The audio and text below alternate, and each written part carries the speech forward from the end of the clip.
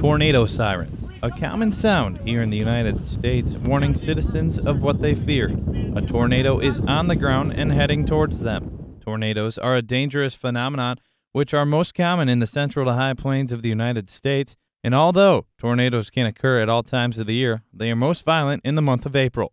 For tornadoes to be present, there needs to be a combination of these key ingredients: moisture, instability, a source of lift, and vertical wind shear. Vertical wind shear is most important for tornado development and is strongest in the month of April, which helps to drive these storms. Those jet stream winds, as we call them, occur when temperature differences across some portion of the United States are large, and that tends to be in April, one of our transition months. It tends to be a time when we get this very, very strong contrast from warmth in the south or east and cold in the west and north, and that gives rise to these jet streams, big storms, and vertical wind shear. This Friday, April 27th, will mark the one-year anniversary of a historical tornado outbreak which killed 322 people across the southeastern United States. There were 292 tornado reports spanning across 17 states, leaving in its path $11 billion worth of damage. Most of this damage occurred when a strong tornado struck the city of Tuscaloosa, Alabama.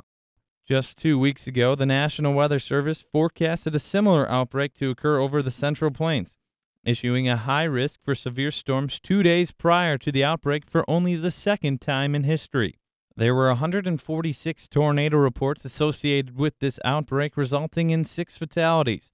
The number of injuries and deaths during high-risk outbreaks have decreased over the past year, but what is the reason for this decline? I think it's a combination of awareness and forecasting. You have folks who, again, SPC is changing things, and the National Weather Service offices, Wichita specifically was one that was using the new wording. And I even got it on my phone. I get them all the time, but even me, I said, wow, they just used the words life-threatening. That really means something to people.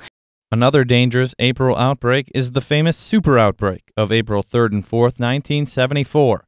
This was the most violent outbreak ever recorded, with 148 tornado reports and 310 deaths over the 2-day event. Back then, citizens were only aware of danger when tornado sirens were sounded. However, these days, due to the advance in technology and the increasing knowledge of these weather phenomenon, we receive warnings in many different ways. The way we get information today is so different than how we've gotten it in the past. A siren doesn't help everyone, and that's why more people have died in the past for multiple reasons.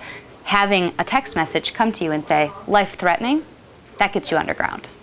This is National Severe Weather Awareness Week, and it's a good idea to have an emergency plan ready for you, your family, and your friends in case a severe weather event like tornadoes happen to hit your neighborhood.